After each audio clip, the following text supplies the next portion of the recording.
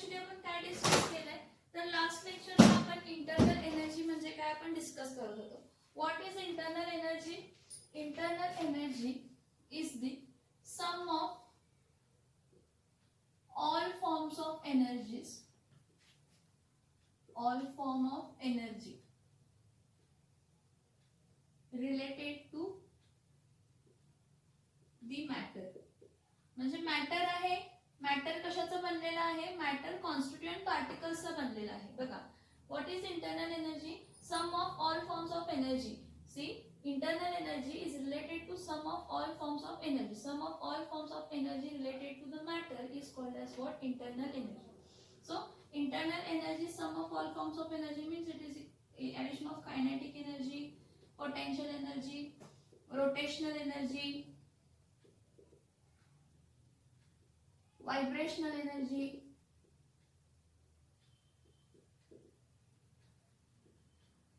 Again very different forms of energy. पण हे जे रोटेशनल एनर्जी किंवा व्हायब्रेशनल एनर्जी किंवा nuclear energy related to particle असते ती खूप कमी असते. त्यामुळे आपण इथे internal energy sum of kinetic energy plus potential energy असं आपण कन्सिडर केली. आणि इंटरनल एनर्जी बद्दल आपण डिस्कस केलं. Internal energy is a state function. Internal energy is which function? Internal energy is state function. Since internal energy state function आहे, तो फक्त इनिशियल आणि फायनल स्टेटवर डिपेंड राहतो. त्यामुळे आपण फक्त change in internal energy find करू शकतो. Delta U is equals to U2 minus U1.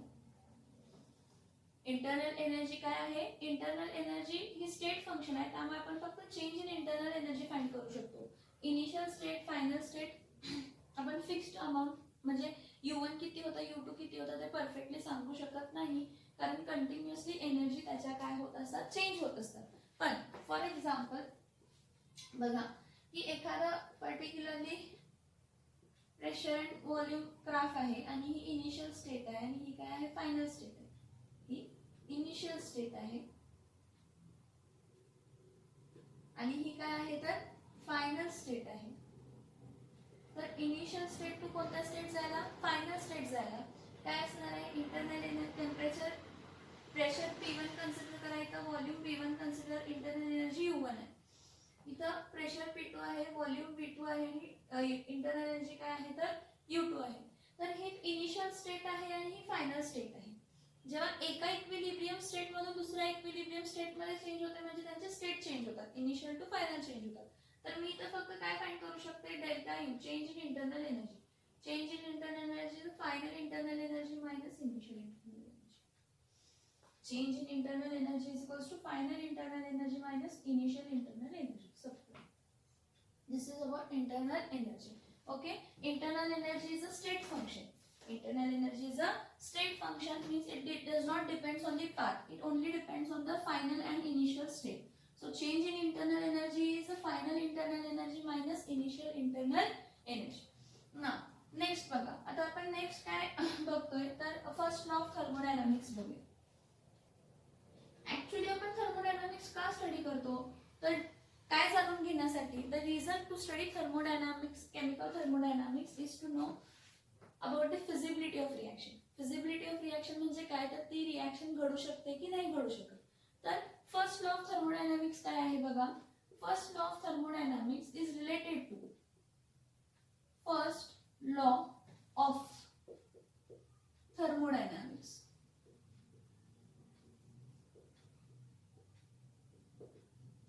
Now what is first law of thermodynamics? First law of thermodynamics काय आहे बघा. First law of thermodynamics tells us about what? First law of thermodynamics tells us only about the conservation of energy.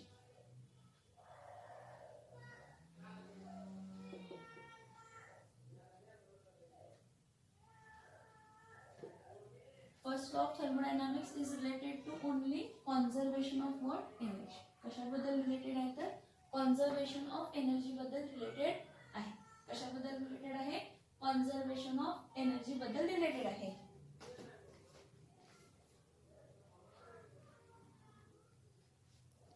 So first law of thermodynamics is related to conservation of energy.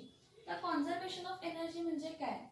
तर first law of thermodynamics energy बद्दल information देतो. एखादी system initial state to final state मध्ये change होते. मग initial state to final state मध्ये जेव्हा ती स्टेट हे बघा, एखादी सिस्टीम किंवा एखादी प्रोसेस जेव्हा घडते तेव्हा कन्सिडर करा हा सिलेंडर आहे. कन्सिडर करा हा सिलेंडर आहे. ह्या सिलेंडरला काय लावलेलं आहे आपण? पिस्टन लावलेलं आहे. ह्या सिलेंडरला काय लावलेलं आहे? पिस्टन लावलेलं आहे. मग जेव्हा आपण ह्याला पिस्टन लावलेला असतो त्यावेळी कन्सिडर करा ह्यावेळी प्रेशर P1 आहे, व्हॉल्यूम V1 आहे, ठीक आहे, आणि इंटरनल एनर्जी U1 असेल. मग हा पिस्टन एकतर खाली सरकेल म्हणजे ही इक्विलिब्रियम स्टेट आहे. जेव्हा स्टेट व्हेरिएबल्स चेंज होत नाहीत, जेव्हा स्टेट व्हेरिएबल्स चेंज होत नाहीत त्यावेळी आपण काय म्हणतो? स्टेट व्हेरिएबल्स ज्यावेळी चेंज होत नाही तो इक्विलिब्रियम स्टेटला आहे. मग आता जर मी ह्यावरती एक्सटर्नल प्रेशर वाढवला, एक्सटर्नल प्रेशर वाढवला तर काय होणार आहे? हा पिस्टन खाली शिफ्ट होणार आहे. आता जेव्हा हा पिस्टन खाली शिफ्ट होईल तर फर्स्ट इनिशियल स्टेट, पहिली स्टेट जी आहे त्याहून नेक्स्ट फायनल स्टेटला तो काय होईल? तर शिफ्ट होईल. इनिशियल स्टेट टू कोणत्या स्टेटला शिफ्ट होईल? तर फायनल स्टेटला शिफ्ट होईल. मग फायनल स्टेटला प्रेशर P2 असेल, व्हॉल्यूम V2 असेल, इंटरनल एनर्जी U2 असेल. समजतंय का? म्हणजे काय झालं इथं? कॉम्प्रेशन झालं. कशाचं कॉम्प्रेशन झालं? तर ह्या जी गॅस होती त्याचं कॉम्प्रेशन झालं. ह्या आत जी गॅस होती त्याचं काय झालं? तर कॉम्प्रेशन झालं. लक्षात येते का? बघा मी काय सांगतेय. हा पिस्टन आहे, हा ह्यामध्ये पहिला काहीतरी गॅस होती, त्यावेळी प्रेशर P1 होता, व्हॉल्यूम V1 होता, इंटरनल एनर्जी काय होतं? U1 होतं. जेव्हा आपण ह्याला काय अप्लाय केलं? एक्सटर्नल प्रेशर जास्त अप्लाय केलं तर गॅस कॉम्प्रेस झाली. गॅस कॉम्प्रेस झाल्यामुळे प्रेशर P2 झालं, व्हॉल्यूम V2 झालं, इंटरनल एनर्जी U2 झालं. मग आता जेव्हा कॉम्प्रेशन झालं त्यावेळी सराउंडिंग कोणावरती काम करतेय? सिस्टीम वरती काम करते. म्हणजे work is done by the surrounding on the system. किंवा ह्याचं उलट काय की कन्सिडर करा हा पिस्टन जो आहे हा पिस्टन वरती शिफ्ट झाला. हा पिस्टन जो आहे हा पिस्टन वरती काय झाला? तर शिफ्ट झाला. जेव्हा हा पिस्टन वरती काय होईल? शिफ्ट होईल तर इथं काय होणार आहे? थांबा एक मिनिट. परत हा सिलेंडर आहे, ठीक आहे, ह्या सिलेंडरला पिस्टन लावलेला आहे, ठीक आहे. ह्या पिस्टनला प्रेशर P1 आहे, व्हॉल्यूम V1 आहे, इंटरनल एनर्जी U1 आहे. ओके, सो कन्सिडर करा हा पर्टिक्युलर सिलेंडर आहे. ह्या सिलेंडर मध्ये आपण पिस्टन लावलाय, ठीक आहे. पिस्टन असा आहे, त्यामध्ये काहीतरी गॅस आहे, ठीक आहे. गॅस ज्यावेळी असेल तेव्हा प्रेशर P1 आहे, व्हॉल्यूम V1 आहे आणि इंटरनल एनर्जी काय आहे? U1 आहे. आता आपण काय करूया? हा वरचा जो एक्सटर्नल प्रेशर आहे, पिस्टनवरचा एक्सटर्नल प्रेशर कमी करूया.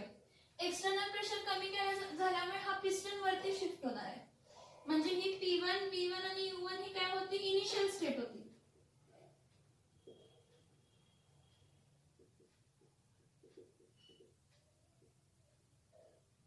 ही कसली स्टेट होती? इनिशियल स्टेट होती. आता एक्सटर्नल प्रेशर कमी केला, एक्सटर्नल प्रेशर कमी केला त्यामुळे पिस्टन वरती मूव्ह होणार, वरती मूव्ह होणार आणि हा पिस्टन इथे आला. कन्सिडर करा. आता जेव्हा पिस्टन हा वरती शिफ्ट झाला त्यावेळी गॅस एक्सपांड झाली. गॅस एक्सपांड झाली त्यामुळे प्रेशर कमी झाला असेल, व्हॉल्यूम पण चेंज झाला असेल आणि इंटरनल एनर्जी पण काय झाली असेल? चेंज झाली असेल. मग ह्यावेळी एक्सपान्शन झालं, गॅस एक्सपांड होते तेव्हा सिस्टीम सराउंडिंग वरती काम करते. जेव्हा गॅस एक्सपांड होते, when gas expands system works on surrounding.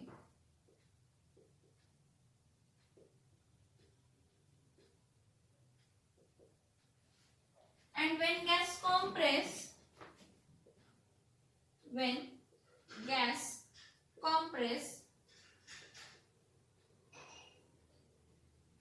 surrounding works on system.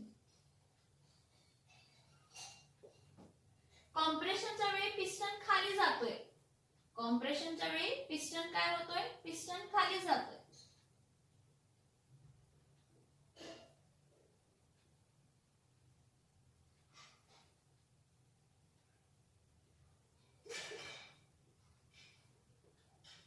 कॉम्प्रेशनच्या वेळी काय होतंय तर पिस्टन खाली जातोय म्हणजे सराउंडिंग सिस्टीम वरती काम करते आणि एक्सपान्शनच्या वेळी सिस्टीम कशावरती काम करते तर सराउंडिंग वरती काम. मग सिस्टीम सराउंडिंग वरती काम करते किंवा सराउंडिंग सिस्टीम मध्ये काम करते त्यावेळी ट्रान्सफर ऑफ एनर्जी होते किंवा एक्सचेंज ऑफ एनर्जी होते. Transfer of energy takes place.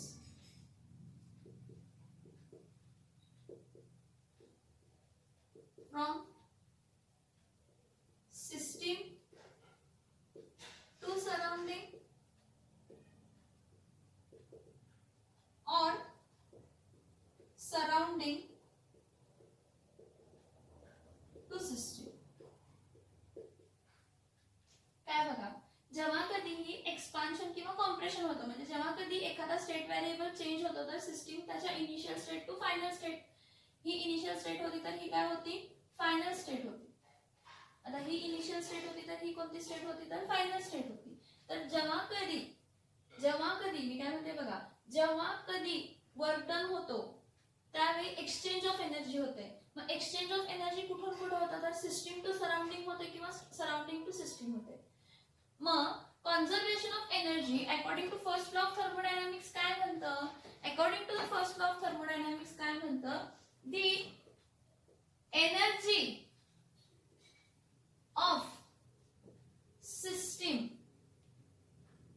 And surrounding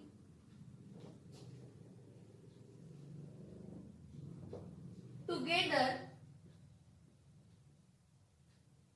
remains constant.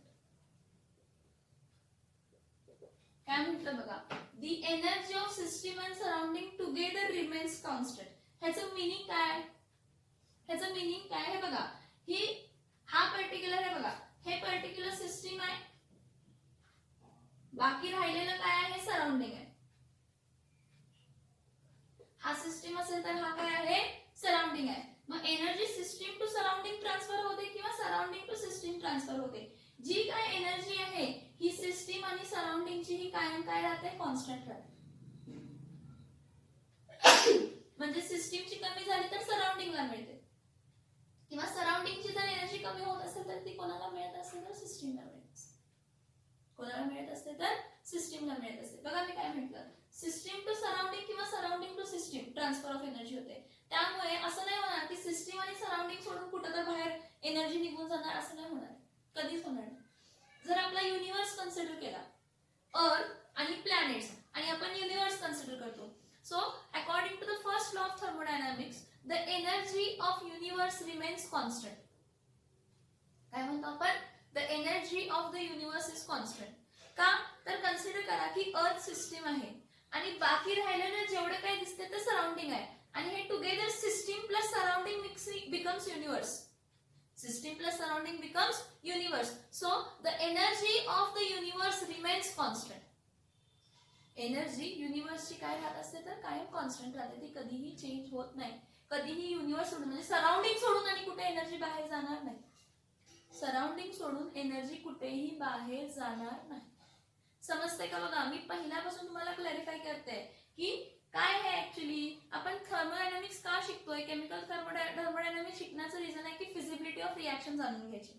मग फिजिबिलिटी ऑफ रिएक्शन जाणून घेण्याआधी आपल्याला एनर्जी ट्रान्सफर बद्दल इन्फॉर्मेशन माहित असायला पाहिजे. तर आपण काय म्हणतो की कधीही एक बेस्ट एक्झाम्पल थर्मोडायनामिक्सला म्हटलं की कन्सिडर करायचं सिलेंडर आहे, सिलेंडरला पिस्टन लावलंय आणि त्याच्या आत गॅस आहे, ती गॅस अंडर स्टडी आहे. मग गॅस अंडर स्टडी पहिला त्याची इनिशियल स्टेट काय, pressure P1, volume V1, internal energy U1 आहे. मग हे काय झालं असेल, ह्याचं काय वाढलं असेल, ह्याचं प्रेशर चेंज झालं असेल म्हणजे ह्याचं काय झालं असेल, हा वरती शिफ्ट झाला असेल म्हणजे एक्सपांड झालं असेल. ही गॅस जी आहे ही काय झाली असेल, एक्सपांड झाली असेल. जर ही गॅस एक्सपांड होत असेल तर प्रेशर P2 आला, व्हॉल्यूम V2 आला, इंटरनल एनर्जी काय आली तर U2 आली, चेंज झाली. समजते. मग फायनल स्टेट मिळाली. मग एक्सपान्शनच्या वेळी सिस्टीम सराउंडिंगवर काम करतोय आणि त्याचं उलट जर पिस्टन खाली जात आहे तर गॅस कॉम्प्रेस होत आहे तर सराउंडिंग सिस्टीम वरती काम करतो. मग या सगळ्यापैकी काय होतं, एक तर सिस्टीम सराउंडिंगला एनर्जी देते किंवा सराउंडिंग सिस्टीमला एनर्जी देते. दोन्ही केस मध्ये ट्रान्सफर ऑफ एनर्जी होते. मग ही जेव्हा transfer of energy takes place from system system to surrounding or surrounding to system, the energy of system and surrounding, total energy म्हणजे system plus surrounding ची energy constant राहते, चेंज होत नाही. system plus surrounding ची energy काय राहते, constant राहते, change होत नाही. the energy of system and surrounding together remains constant. म्हणून तुम्हाला मी एक एक्झाम्पल सांगितलं की कन्सिडर करा हा सिस्टीम आहे आणि ह्याच्या बाजूचा एरिया सगळा काय आहे, सराउंडिंग आहे. मग एक्सचेंज हा सिस्टीम टू सराउंडिंग आणि सराउंडिंग टू सिस्टीम येणार आहे. मग जी सिस्टीमची एनर्जी आहे प्लस सराउंडिंगची जी एनर्जी आहे ही दोन्ही मिळून कायम कॉन्स्टंट असतात. मग ह्याचं एक्झाम्पल सांगते. इथं 20 किलो जूल जर एनर्जी आहे आणि तर 30 किलो जूल जर एनर्जी आहे तर 20 + 30 किती झालं, 50 किलो जूल. मग आता कन्सिडर करा सिस्टीम मध्ये 30 किलो जूल एनर्जी असेल तर 20 किलो जूल सराउंडिंग मध्ये असणार. मग 30 + 20 किती असणार आहे, 50. 20 + 30 50, 30 + 20 काय असतं, 50 किलो जूल. म्हणजे एनर्जी ही सिस्टीम प्लस सराउंडिंगची कायम काय राहत असते तर कॉन्स्टंट राहत असते. The energy of system and surrounding together remains constant. Always it remains constant. So, according to the first law of thermodynamics, हे बघा आपण 3 स्टेटमेंट्स बघूया थर्मोडायनामिक्सचे. फर्स्ट लॉ ऑफ थर्मोडायनामिक्सचे सगळ्यांचे स्टेटमेंटचं नाही, सगळ्या स्टेटमेंटचं रिलेशन एकच. सगळ्या स्टेटमेंटचं रिलेशन काय राहतं तर एकच राहतं.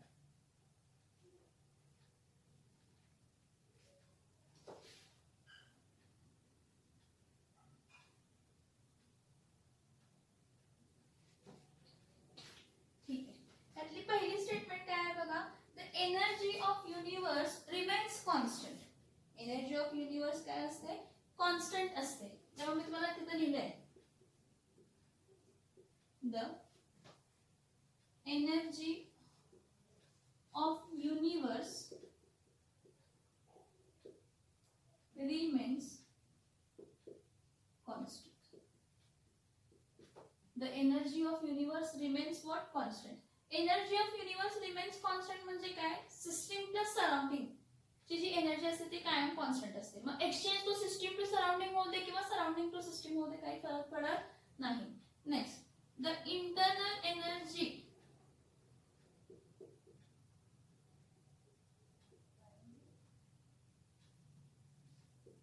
Of isolated system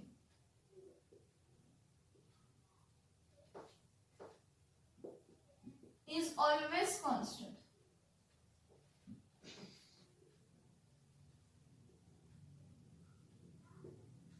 isolated system म्हणजे कशी सिस्टीम, अशी सिस्टीम ज्यामध्ये हे बघा ही अशी डबल सिस्टीम आहे.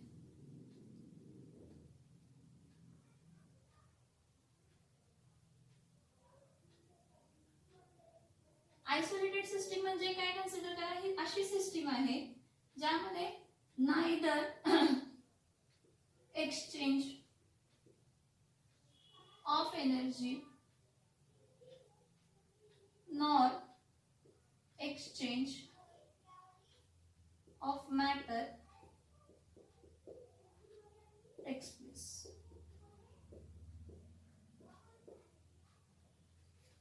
काय म्हटलं बघा, the internal energy of isolated system is always constant.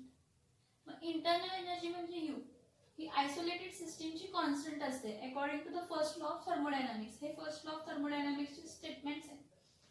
मग आयसोलेटेड सिस्टीम म्हणजे कसली सिस्टीम, अशी सिस्टीम ज्यामध्ये सराउंडिंग बरोबर हीट पण एक्सचेंज होत नाही किंवा मॅटर पण एक्सचेंज होत नाही. म्हणजे सिस्टीम टू सराउंडिंग किंवा surrounding to system there is neither exchange of heat nor exchange of matter.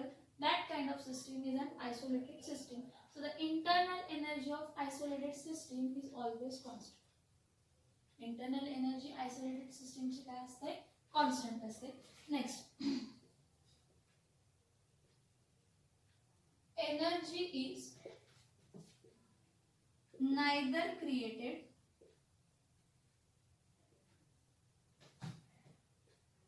nor destroyed during the chemical reaction.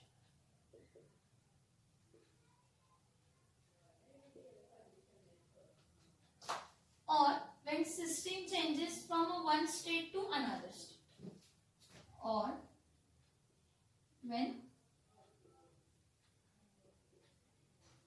system changes from one state to another. काय सांगते बघा, the energy of universe remains constant. Universe ची energy काय आहे? Constant. What is universe? System plus surrounding is universe. Okay. Internal energy of an isolated system is always constant. कशाची energy constant आहे? Internal energy म्हणजे U ही कशाची? Isolated system. Isolated system म्हणजे अशी सिस्टीम ज्यामधून हे बघा, ह्या सिस्टीम मधून नायदर एनर्जी बाहेर पडतीये नॉर मॅटर बाहेर पडतोय, किंवा त्याचं उलट की सराउंडिंग मधून एनर्जी आत पण येत नाहीये आणि मॅटर आत पण येत नाही. Energy is neither created nor destroyed during a chemical reaction. एखादी केमिकल रिएक्शन जेव्हा घडते त्यावेळी एनर्जी ही क्रिएट ही होत नाही किंवा डिस्ट्रॉय ही होत नाही, किंवा system changes from one state to another state. म्हणजे जेव्हा सिस्टीम एका स्टेट टू अनदर स्टेट मध्ये जात असते तेव्हा फक्त एक्सचेंज ऑफ एनर्जी होते, सिस्टीम टू सराउंडिंग किंवा सराउंडिंग टू सिस्टीम. पण त्यावेळी कोणतीही नवीन एनर्जी क्रिएट होत नाही किंवा कोणतीही जुनी एनर्जी डिस्ट्रॉय होत नाही. कोणतीही जुनी एनर्जी काय होत नाही तर डिस्ट्रॉय होत नाही. समजते का मी काय सांगतेय? समजते की मी काय सांगतेय? Energy of universe remains constant. युनिवर्सची एनर्जी काय आहे? कॉन्स्टंट. म्हणजे सिस्टीम प्लस सराउंडिंग ची एनर्जी काय राहणार आहे? कॉन्स्टंट राहणार आहे. Internal energy of isolated system is always constant. म्हणजे यू हे कॉन्स्टंट असतं. कशाचं? Isolated system. आयसोलेटेड सिस्टीम म्हणजे अशी सिस्टीम ज्यामध्ये एक्सचेंज ऑफ एनर्जी किंवा एक्सचेंज ऑफ मॅटर होत नाही. एनर्जी ही क्रिएट ही होत नाही किंवा डिस्ट्रॉय ही होत नाही जेव्हा एखादी केमिकल रिएक्शन घडते, किंवा when system changes from one state to another state. म्हणजे सिस्टीम इनिशियल स्टेटला आहे मग फायनल स्टेटला गेली, म्हणजे पहिला वर्क ऑफ एक्सपान्शन असू दे किंवा वर्क ऑफ कॉम्प्रेशन असू दे. बघा मी काय सांगतेय, वर्क ऑफ एक्सपान्शन असू दे किंवा वर्क ऑफ कॉम्प्रेशन असू दे, त्यावेळी फक्त एक्सचेंज ऑफ एनर्जी होणार, system to surrounding, surrounding to system. पण हे घडत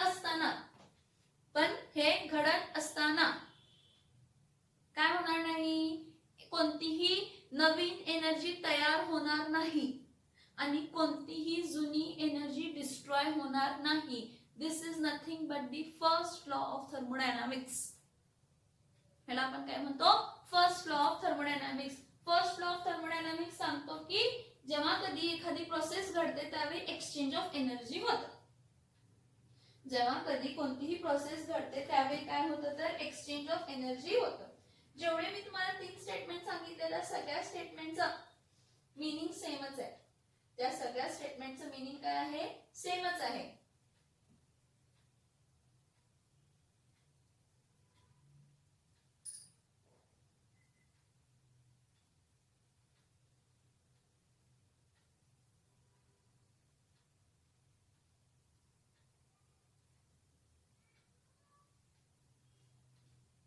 समजते का बघा इथपर्यंत? एवढे समजते का बघा? आता नेक्स्ट बघूया mathematical expression for the first law of thermodynamics.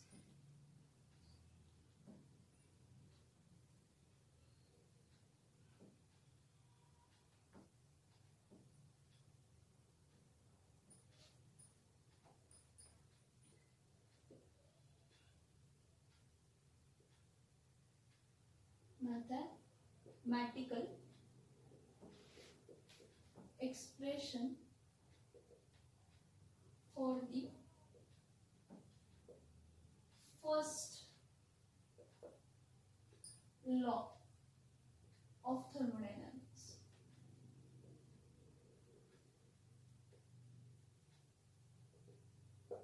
आता mathematical expression for first law of thermodynamics मध्ये मी काय सांगते बघा, when system exchanges energy with surrounding there is change in internal energy.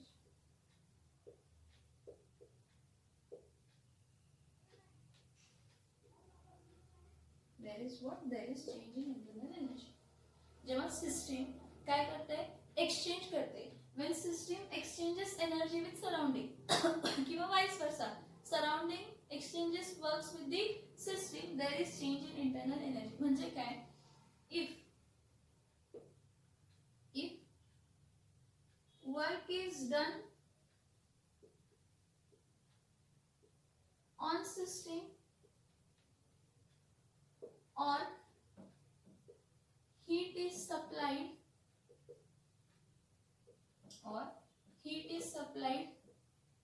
to the system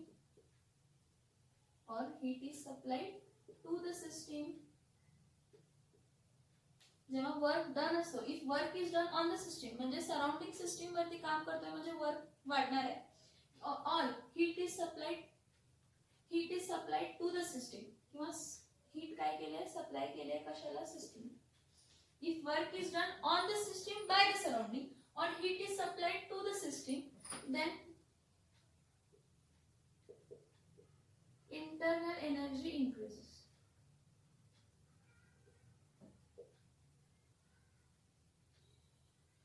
Then what increases? Internal energy काय होते, increase होते. Similarly, if work is done by system कशावरती, तर surrounding वरती. System कोणावरती काम करते, सराउंडिंग वरती. if work is done by the system or heat is supplied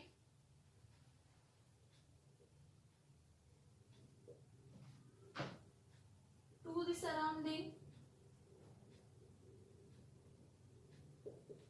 from system, then internal energy decreases. Then internal energy काय होते, decrease होते. काय म्हटलं बघा, if work is done by the system, जर वर्क कोण करतोय, सिस्टम करतोय सराउंडिंग वरती म्हणजे वर्क सिस्टमचं कमी होणार आहे. Or heat is supplied to the surrounding म्हणजे हीट बाहेर पडते, heat is evolve from the system to the surrounding, then internal energy काय होते, डिक्रीज होते. डिक्रीज होते. मग ह्यावरनं मॅथमॅटिकल एक्सप्रेशन आपण फर्स्ट लॉ ऑफ थर्मोडायनामिक्सचा कसा देतो बघा. Mathematical expression first law of थर्मोडायनामिक्सचा आपण कसा देतो बघा. मी काय कन्सिडर करते, consider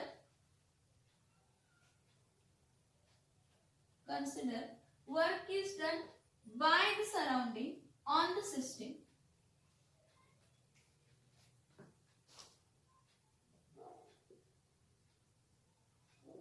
consider work is done on system by surrounding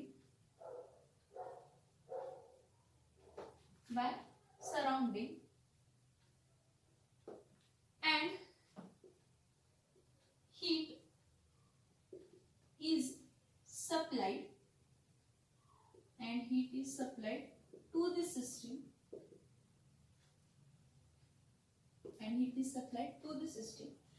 then internal energy increases.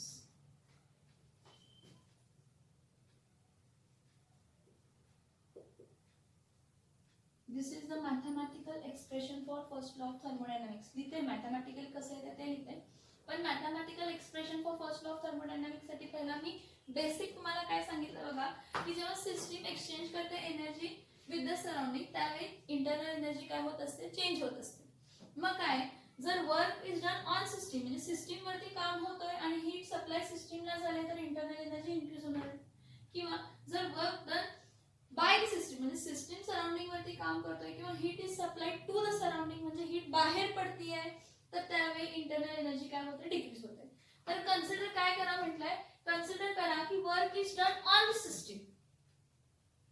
Consider करा की वर्क डन कोणावरती आहे, work is done on the system, म्हणजे सिस्टीम वरती सराउंडिंग काम करते आणि heat is supplied to the system, आणि हीट सप्लाय केली आहे सिस्टीमला, तर त्यावेळी इंटरनल एनर्जी इन्क्रीज होते. मग किती इन्क्रीज झाली, तर U1 काहीतरी होती. So increase in internal energy that is delta U is equals to Q plus W. Increase in internal energy म्हणजे इनिशियली U1 होती, ठीक आहे, वर्क डन सिस्टीम वरती केल्यावरती किंवा हीट सप्लाय केल्यामुळे काय झाली, वाढली. मग U2 minus U1, U2 minus U1 is equals to काय असतं, डेल्टा U असतं. So delta U is equals to काय आला, तर Q प्लस काय आला, W आला. So this is the mathematical expression for the first law of thermodynamics. Delta U is equals to Q plus W.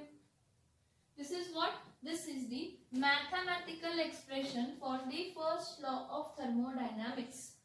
The increase in internal energy is equal to the sum of the increase in internal energy is किती internal energy increase होणार आहे, तर जेवढी तुम्ही सिस्टीमला heat supply केली आणि जेवढं वर्क डन तुम्ही सिस्टीम वरती केलं, जेवढी हीट तुम्ही सिस्टीमला सप्लाय केली आणि जेवढं वर्क डन तुम्ही सिस्टीम वरती केलं, त्यावरती डिपेंडिंग काय होणार आहे, तर त्यावरती डिपेंडिंग आपलं पर्टिक्युलरली काय राहते, इन्क्रीज इन इंटरनल एनर्जी राहणार आहे. तेवढं इन्क्रीज इन इंटरनल एनर्जी काय आहे, तर होणार आहे. समजते का बघा हा पॉइंट, समजते का बघा हा पॉइंट. फर्स्ट लॉ ऑफ थर्मोडायनामिक्सचं मॅथमॅटिकल एक्सप्रेशन समजते का, फर्स्ट लॉ ऑफ थर्मोडायनामिक्सचं मॅथमॅटिकल एक्सप्रेशन समजते का बघा.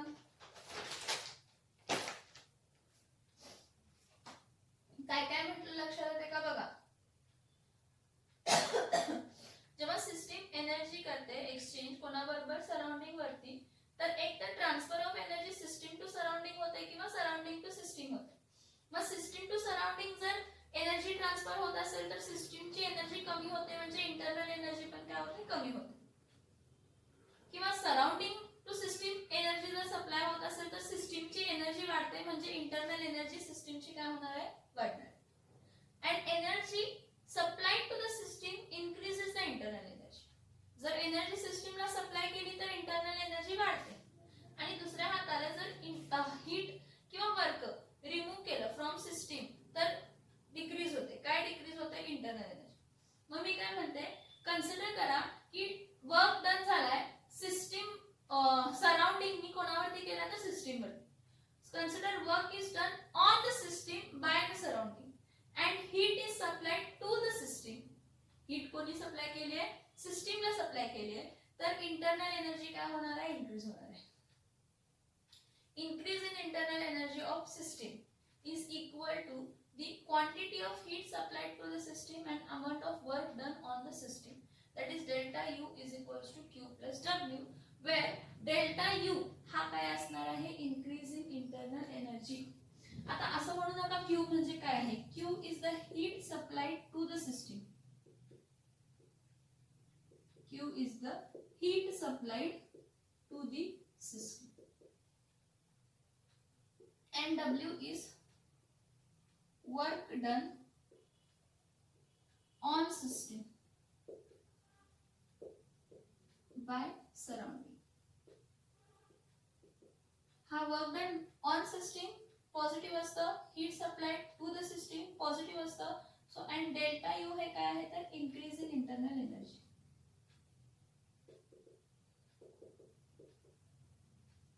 This is the mathematical equation for the first law of thermodynamics. This is the mathematical equation for the what? For the first law of thermodynamics. For the what? For the first law of thermodynamics. आता हे same equation जर change infinite symbol असेल, infinite symbol असेल म्हणजे खूप कमी heat supply केले, खूप कमी work done system surrounding system वरती केलाय, त्यामुळे चेंज इन इंटरनल एनर्जी पण काय असते, खूप कमी असते. म्हणजे हा if the change is infinitesimal,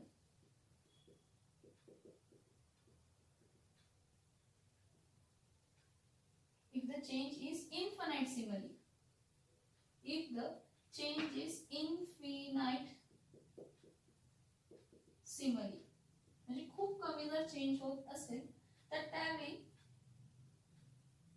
increase in internal energy, small increase in internal energy is sum of work done on the system, a small work done on the system plus small amount of heat supplied to the system. जर change infinitesimal असेल, increase in internal energy infinitesimal असेल तर infinitesimal work done केलंय surrounding ना system वरती आणि infinitesimal heat supply केलंय surrounding ना सिस्टम, सराउंडिंग ना कशावरती तर सिस्टम वर. समजलं का बघा इथपर्यंत? समजलं का बघा इथपर्यंत? इम्पॉर्टंट आहे. विचारतात state and explain the first law of thermodynamics and give its mathematical expression.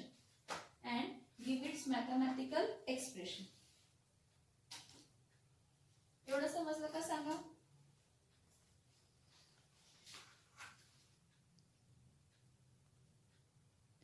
एवढं समजलं का सांगा?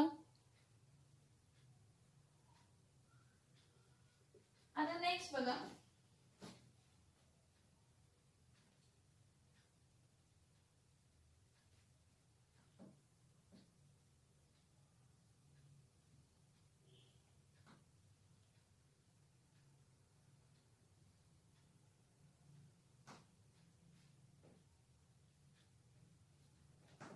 first law of thermodynamics. First law of thermodynamics applied to various processes.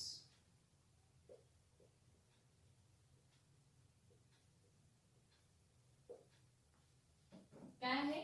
First law of thermodynamics applied to various processes. खूप साऱ्या प्रोसेसेसला जेव्हा आपण first law of thermodynamics apply करतो, मग कोणते प्रोसेसेस?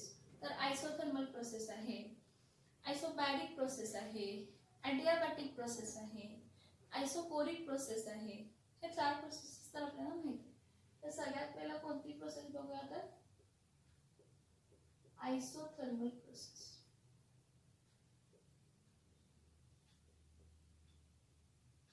सगळ्यात पहिला कोणती प्रोसेस बघूया तर isothermal process.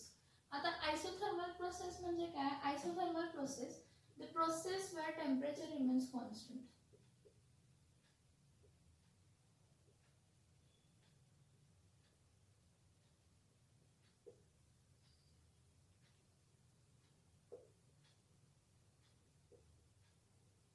The process where what remains constant, temperature remains constant. अशी प्रोसेस ज्यावेळी टेम्परेचर काय आहे? कॉन्स्टंट आहे. म्हणजे काय? इनिशियल स्टेटचा टेम्परेचर T1 आहे, फायनल स्टेटचा टेम्परेचर T2 आहे आणि ही दोन्ही टेम्परेचर काय आहेत? सेम आहे. T1 is equals to T2 is equals to काय आहे? T. Therefore delta T is equals to T2 minus T1 is equals to 0 होतं, कारण T1 T2 दोन्ही सेम आहे. बघा, isothermal process, the process where temperature remains constant. अशी process ज्यामध्ये temperature काय राहतं? कॉन्स्टंट राहतं. म्हणजे T1 is equals to T2 is equals to काय आहे? T आहे.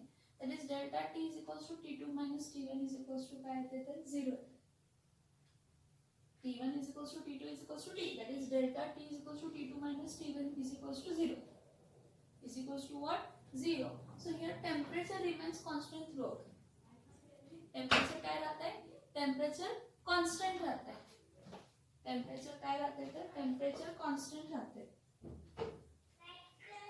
टेम्परेचर काय राहते? कॉन्स्टंट राहते. So isothermal process, the process where temperature remains constant, that is T1 is equals to T2 is equals to T. आता याचा effect काय असणार आहे? मला एक सांगा रिलेशन टेम्परेचरचं आणि कायनेटिक एनर्जीचं. टेम्परेचर वाढलं तर कायनेटिक एनर्जी काय होते? वाढते. टेम्परेचर कमी झालं तर कायनेटिक एनर्जी पार्टिकलची काय होत असते? कमी होत असते.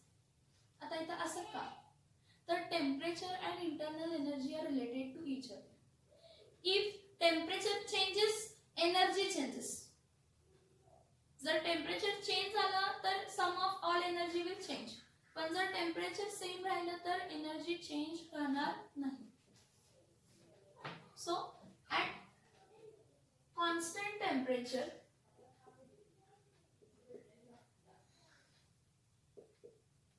Change in internal energy is 0. समजते का बघा मी काय सांगितलं. ॲट कॉन्स्टंट टेम्परेचर, जेव्हा टेम्परेचर काय राहतो कॉन्स्टंट राहतो तेव्हा चेंज इन इंटरनल एनर्जी काय असतं तर 0 असतं. चेंज इन इंटरनल एनर्जी काय असतं तर 0 असतं. बघा isothermal process, the process where temperature remains constant. अशी प्रोसेस ज्यावेळी टेम्परेचर कॉन्स्टंट राहते म्हणजे T1 is equals to T2 is equals to T, म्हणजे delta T that is final temperature minus initial temperature काय आहे 0. मग मला सांगा जर टेम्परेचर कॉन्स्टंट आहे तर कोणतीही एनर्जी त्या सिस्टीमची चेंज होत नाही. when temperature is constant of a matter बद्दल सांगते मी कशाबद्दल सांगते मॅटर बद्दल सांगते. त्या सिस्टीम मध्ये गॅस आहे, ते गॅस म्हणजे मॅटर आहे. जर त्या मॅटरचा टेम्परेचर चेंज केला नाही, आपण वाढवला नाही किंवा कमी केला नाही, टेम्परेचर कॉन्स्टंट आहे तर ते कॉन्स्टंट पार्टिकल्स हलणार नाही. हलले नाहीत, मोशन नाही झाली म्हणजे इंटरनल एनर्जी चेंज नाही झाली, कारण त्याची कायनेटिक एनर्जी चेंज होत नाही, पोटेन्शियल एनर्जी चेंज होत नाही, रोटेशनल एनर्जी चेंज होत नाही, व्हायब्रेशन एनर्जी कोणत्याच एनर्जी चेंज होत नाही. सो ॲट कॉन्स्टंट टेम्परेचर काय होतं इंटरनल एनर्जी चेंज होत नाही. म्हणजे जेवढी इनिशियल इंटरनल एनर्जी आहे तेवढीच फायनल इंटरनल एनर्जी, म्हणजे initial and final internal energy remains same. So change in internal energy becomes 0. काय 0 राहते, चेंज इन इंटरनल एनर्जी काय राहते 0. मग जर चेंज इन इंटरनल एनर्जी 0 आहे, बघा आयसोथर्मल प्रोसेस ही अशी प्रोसेस आहे ज्यामध्ये टेम्परेचर कॉन्स्टंट आहे. टेम्परेचर कॉन्स्टंट असल्यामुळे कायनेटिक एनर्जी, पोटेन्शियल एनर्जी वाढत नाही, व्हायब्रेशनल, रोटेशनल कोणतीच एनर्जी वाढत नाही. मग वाढत नाही, मग जे काही चेंजेस होतात त्यावेळी इंटरनल एनर्जी काय राहते कॉन्स्टंट राहते. So at isothermal process delta U is 0, internal energy is 0. तर आपल्याला फर्स्ट लॉ ऑफ थर्मोडायनामिक्स माहित काय आहे, delta U is equals to Q plus काय असतं डब्ल्यू असतं. Delta U is equals to Q plus काय आहे डब्ल्यू आहे. मग delta U is equals to Q plus काय आहे डब्ल्यू आहे, तर डेल्टा यू 0 आहे फॉर आयसोथर्मल प्रोसेस. मग 0 इज इक्वल्स टू काय येणार आहे Q plus W. Therefore Q is equals to काय येतं minus W or W is equals to काय येतं मायनस क्यू. बघा mathematical equation first law of thermodynamics काय आहे delta U is equals to Q plus W आहे, पण delta U 0 आहे. So 0 is equals to Q plus W. So Q is equals to minus W or W is equals to minus Q. Q is equals to minus W or W is equals to what minus Q. So at this case काय झालं internal energy 0. So 0 is equals to Q plus W इथे जाऊन काय होणार आहे minus. So Q is equals to minus W or W is equals to minus Q. मग ह्यावरनं आपण कन्क्लूड काय करू शकतो for isothermal process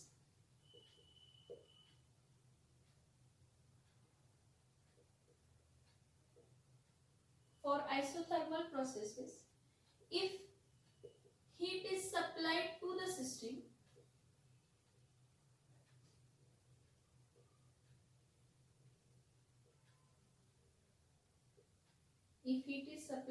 system, work is done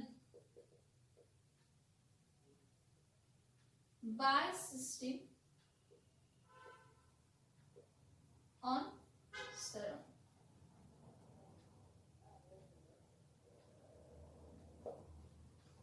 काय म्हटलं बघा आयसोथर्मल प्रोसेससाठी, कसल्या प्रोसेससाठी फॉर आयसोथर्मल प्रोसेस. कोणती आयसोथर्मल प्रोसेस म्हणजे अशी प्रोसेस ज्यावेळी टेम्परेचर कॉन्स्टंट आहे, टेम्परेचर कॉन्स्टंट असल्यामुळे इंटरनल एनर्जी कॉन्स्टंट आहे. सो फॉर आयसोथर्मल प्रोसेस आपल्याला काय दिसते डेल्टा यू 0 आला म्हणजे 0 is equals to Q plus W आला, प्लस डब्ल्यू इथे जाऊन काय झालं मायनस. वर्क डन कधी नेगेटिव्ह असतं when system is doing work on the surrounding. मग ही आयसोथर्मल प्रोसेस साठी स्टेटमेंट व्हॅलिड आहे की जर प्रोसेस आयसोथर्मल असेल तर जेव्हा तुम्ही हीटला सिस्टीमला सप्लाय करताय, जेव्हा तुम्ही हीट सिस्टीमला काय करताय सप्लाय करताय, तेव्हा वर्क सिस्टीम कोणावरती करतो तर सराउंडिंग वरती करतो. कारण Q is equals to minus W for what isothermal process. किंवा for isothermal process if work is done on the system,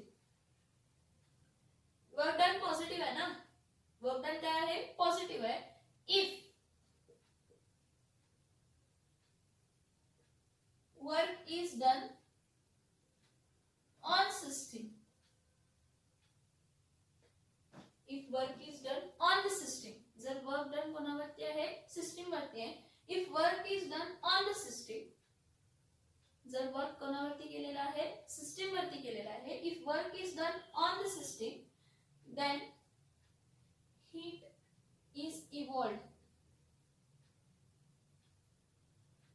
to surrounding. Heat is evolved to the surrounding. If work is done on the system, जर work done system वरती असेल, if work is done on the system, heat is evolved to the surrounding. Heat काय होते? Evolve होते surrounding ला. ह्या दोन्ही statements valid आहेत फक्त आणि फक्त जर प्रोसेस आयसोथर्मल असेल तर. बघा फर्स्ट लॉ ऑफ थर्मोडायनामिक्स काय म्हणतं? Delta U is equals to Q plus W म्हणतं. पण change in internal energy zero आहे, so zero is equals to Q plus W. Therefore Q is equals to minus W or W is equals to minus Q. Q is equals to minus W or W is equals to minus Q. So at constant temperature, change in internal energy is zero. Therefore Q is equals to minus W or W is equals to minus Q. So at that time, if heat is supplied to the system, जर heat system ला supply केली, जर heat supply केली system ला, if heat is supplied to the system, work is done by the system on the surrounding. Isothermal process लाच हे valid असणार आहे की जर heat is supplied to the system, जर heat supply केलेली आहे system ला, तर work done system कोणावरती करणार आहे? surrounding वरती, कारण internal energy zero आहे. म्हणजे work is done at the cost of heat supplied to the system. किंवा if work is done on the system for isothermal process, at that time heat is evolved to the surrounding. At that time heat is evolved to the surrounding at the cost. Why? Because temperature remains constant over here. So due to change, there is temperature constant, internal energy remains constant. Temperature constant असल्यामुळे internal energy काय राहते? तर constant राहते. बघा isothermal process ला temperature constant आहे. Temperature constant आहे म्हणजे इंटरनल एनर्जी कॉन्स्टंट आहे. सो आयसोथर्मल प्रोसेस साठी 0 is equals to Q plus W येते. So Q is equals to minus W येते किंवा W is equals to minus Q येते. सो ह्या जे इक्वेशन्स आहेत हे काय म्हणतं? हीट ऍब्सॉर्ब सिस्टीम जी करते ती ओनली कशावरती डिपेंड राहते? हीट जी ऍब्सॉर्ब होते, हीट जी ऍब्सॉर्ब झाली, कोणी सिस्टीमने जी ऍब्सॉर्ब केली, कशी, कोणत्या कॉस्टवर केली? Heat absorb bye the system is done when work is done by the system on the surrounding. When work is done by the system on the surrounding. Or त्याचं उलट काय? If heat is evolved to the surrounding, at that time work is done on the system by the surrounding. On the system by the surrounding. हे isothermal process चं concept आहे. समजलं का? सांग.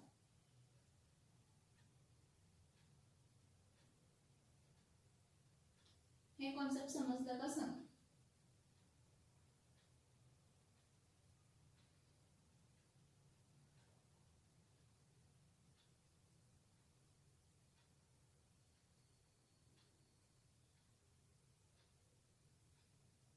हे समजलं का? सांगा.